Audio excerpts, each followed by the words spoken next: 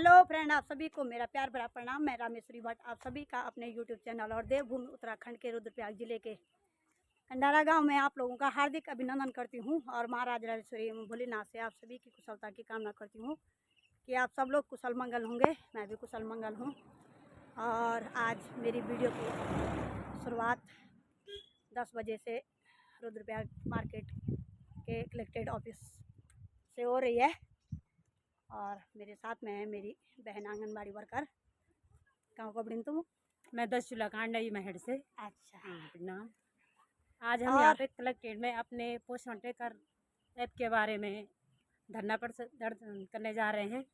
Actually में हम लोग आज यहाँ पे एक दिन की जिला स्तरीय रैली निकालने के लिए इकट्ठे होने जा रहे हैं। आंगनबाड़ी सारी जो हमारा संघ है, सारी बहनें पूरे रुद्रप्रयाग जिले की, और जिला स्तरीय रैली निकलेगी हम लोगों की यहाँ से। इसी साल मार्च में जब हम लोग धरने पे थे तो सरकार के द्वारा आचार संहिता को देखते हुए इस शर्त पर हमारा धरना प्रदर्शन बंद करना पड़ा था। आचार संहिता लगने के कारण हमें रैली स्थगित करनी पड़ी। ये आश्वासन देके यह शर्त रखी गई थी कि हमको हमारे जो मांगे हैं उस पर एक्शन लिया जाएगा और हमारे मांगों पे सकारात्मक निर्णय लिया जाएगा। पर अभी 4-5 महीने हो चुके हैं और सरकार के द्वारा कोई एक्शन नहीं लिया जा रहा है और नहीं कोई सकारात्मक निर्णय लिया गया है। इसीलिए हम सरकार को याद दिलाना चाहते हैं और सरकार से रिक्वेस्ट करना चाहते हैं कि हमारी मांगों पे एक्शन लिया जाए, सकारात्मक निर्णय लिया जाए। बने रहिए मेरे ब्लॉग में। मिलते हैं फिर आगे रैली में बहुत सारी बहनाओं के साथ कलेक्टेड में, और यहाँ से हम लोगों की कलेक्टेड की ओर रैली निकल रही है आंगनबाड़ी संघ की जिला स्तरीय रैली। और ये आप पीछे भी देख सकते हैं, सारी बहनें पीछे भी आ रही हैं। सारी आंगनबाड़ी संघ रैली को निकालते हुए सरकार हमें महिलाओं को रोड पे लाने के लिए मजबूर कर रही है और हम सरकार से ये रिक्वेस्ट करते हैं कि हमारे मांगों पे अमल किया जाए और जल्दी से एक्शन लिया जाए, नहीं तो हम महिलाएं आगे हड़ताल वगैरह जुलूस वगैरह निकालेंगे।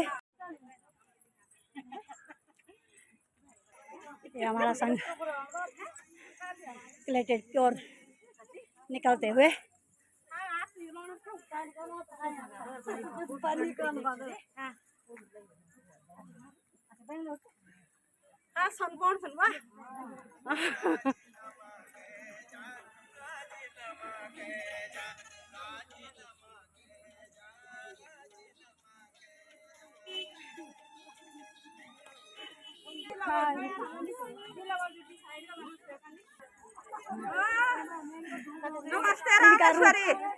नमस्कार। उग्र भी हो सकता है, अभी तो बिल्कुल शांत चल रही है, शांत माहौल बना के चल रही है, पर आगे आप लोग देखेंगे यदि हमारी मांगों पे सकारात्मक निर्णय नहीं लिया गया तो आगे महिलाएं सड़क पे भी उतर सकती हैं। हमेशा आश्वासन दिया जा रहा है और कोई भी एक्शन हमारी मांगों पे नहीं लिया जा रहा है गवर्नमेंट के द्वारा। उन्हें बैठ के आगे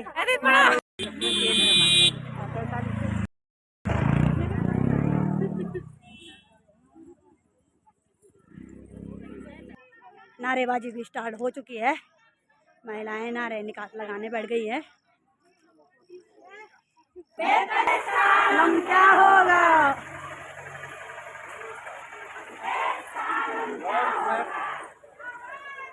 हमें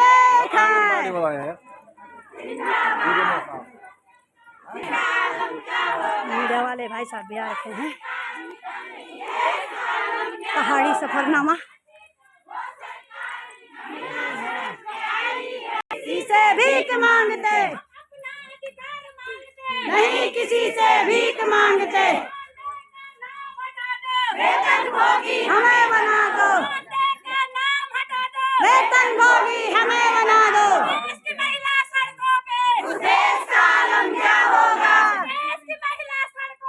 उस देश का आलम क्या होगा? नहीं चलेगी, तानाशाही नहीं चलेगी, नहीं चलेगी, नहीं चलेगी। फूल नहीं चिंगारी है, हम भारत की नारी है, फूल नहीं चिंगारी है, हम भारत की नारी है। बीजेपी सरकार तुम होश में आओ, होश में आओ, होश में आओ, बीजेपी सरकार तुम होश में आओ, होश में आओ, होश में आओ, राज्य सरकार तुम होश में आओ, होश में आओ, होश में आओ। महिला शोषण बंद करो, बंद करो, बंद करो, महिला शोषण बंद करो, बंद करो, बंद करो, आंगनबाड़ी शोषण बंद करो, बंद करो, बंद करो, आंगनबाड़ी शोषण बंद करो, बंद करो, बंद करो। हम अपना अधिकार मांगते, नहीं किसी से भीख मांगते, हम अपना अधिकार मांगते, नहीं किसी से भीख मांगते। मानदेय का नाम हटा दो, वेतनभोगी हमें बनाओ, मानदेय का नाम हटा दो, वेतनभोगी हमें बना दो। रोजी रोटी दे न सके जो, सरकार निकम्मी है, रोजी रोटी दे न सके जो, वो सरकार निकम्मी है। देश की महिला सड़कों पे, इस देश का आलम क्या होगा, देश की महिला सड़कों पे, इस देश का आलम क्या होगा।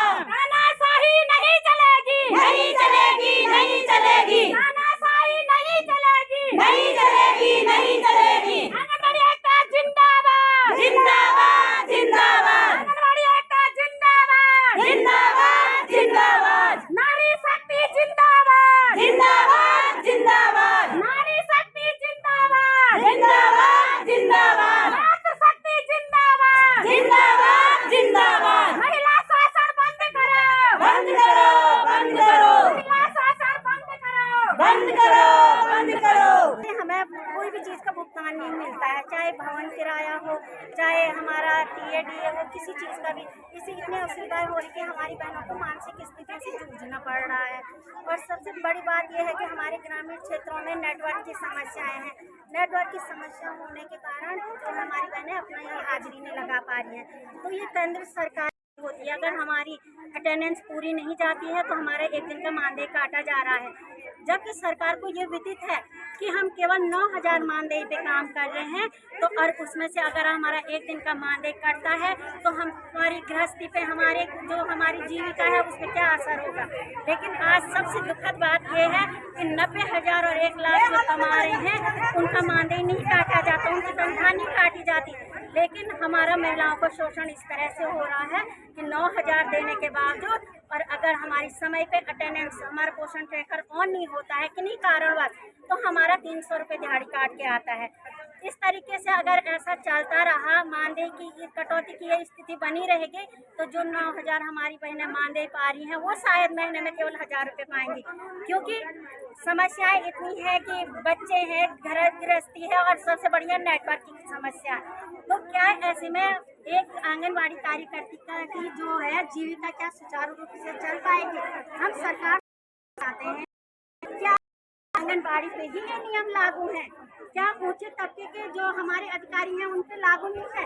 हमारे लिए हर चीज ऑनलाइन है। ऑनलाइन तो छोड़िए, क्या है अब तो हमारा ये है GPS ऑन करके उसके बाद हम अपना कार्य करें। अपने कार्य क्षेत्र में रह करके क्या 9,000 में ये पॉसिबल है? क्या इतने में आज के महंगाई के दौर में आज भी वही स्थिति महिलाओं की रह गई है जो आज से 10 साल पहले थी? काम का क्षेत्र तो बढ़ाया जा रहा है, लेकिन मानदेय का क्षेत्र क्यों नहीं बढ़ाया जा रहा है? पहले भी आप लोगों से एक सवाल किया था, आपकी तो जो मंत्री हैं वो भी महिला हैं, उसके बावजूद भी हर समय जो आंगनबाड़ी कार्यकर्तियां हैं वो सड़कों पे रहती हैं। क्या मंत्री जी के कानों तक नहीं पहुंच पा रही है महिलाओं की आवाज़? मंत्री जी के कानों तक तो आवाज़ पहुंच रही है, ये तो नहीं कह सकते, लेकिन यह है कि हमारे विभाग में मंत्री जी नई नई योजनाओं का संचालन कर रहे हैं, लेकिन हमारे मानदेय की स्थिति को उनको लगता है कि बहुत ज़्यादा है, उसी में बहुत ज़्यादा काम सौंपा जाता है। आज हमारा जो मेन मुद्दा है हमारा पोषण ट्रैकर से संबंधित है। तो पोषण ट्रैकर है, दुनिया को पोषण करने पर हमारा कुपोषण कौन भगाएगा? हम माननीय मंत्री जी से कहते हैं कि हम आपको क्यों कुपोषित कर रहे हैं? आज तक हमारे जो कार्य क्षेत्र था रजिस्टरों में भी होता था, लेकिन अभी पोषण ट्रैकर की वजह से हमारे 5 रजिस्टर जो है बंद होकर के वो मोबाइल में ही ऑनलाइन करने हैं। लेकिन डाटा की स्थिति ये है, आपको विदित करवा दूँ मैं कि एक साल में 12 महीने होते हैं, लेकिन रिचार्ज मिलता है 2,000 रुपये, यानी 10 महीने का। और आपने देखा होगा कि रिचार्ज की जो है वैल्यू बढ़ चुकी है, 200 रुपये पर मंथ का कौन सा रिचार्ज है कि हम पूरा 11 रजिस्टर और जो भी हमारे एक्टिविटीज हैं सारी मोबाइल में दर्ज कर नेट पैक कहाँ से लाएंगी हमारी बहनें। 2 महीने में तो मानदेय नेता उसमें भी कट करके मानदेय आएगा, तो वो अपनी सेवाएं सुचारू रूप से कैसे पोषण ट्रैकर पे चढ़ाएंगी। अगर नहीं चढ़ाती हैं तो उनका मानदेय कट के आता है। तो हमारा अपने माननीय मुख्यमंत्री जी से निवेदन है कि अगर हमारी बातें आज पूरे प्रांत के द्वारा उन तक ये बातें पहुंचेंगी तो इस मसले को जल्दी ही सुलझाया जाए। और जो ये पोषण ट्रैकर से संबंधित है, हमारा जो है रिचार्ज बढ़ा दिया जाए। 200 रुपये का कोई भी रिचार्ज नहीं रह रखा है कि हम पूरा काम अपना ऑनलाइन दें। और जो ये नेटवर्किंग की सुविधा है उसमें जो असुविधाएं हो रही है उससे हमारी कार्यकर्ताओं पर बहुत गहरा प्रभाव पड़ रहा है, क्योंकि वो समय पे अपनी अटेंडेंस नहीं लगा पा रही हैं। और सबसे बड़ी बात ये है कि हमारे पास मोबाइल नहीं है। ये थे विभाग के द्वारा जो हमें विभाग के द्वारा मोबाइल उपलब्ध हुए थे, वो तो आज सारे घटारा हो के सारे गट्टर में पड़े हुए लगते हैं।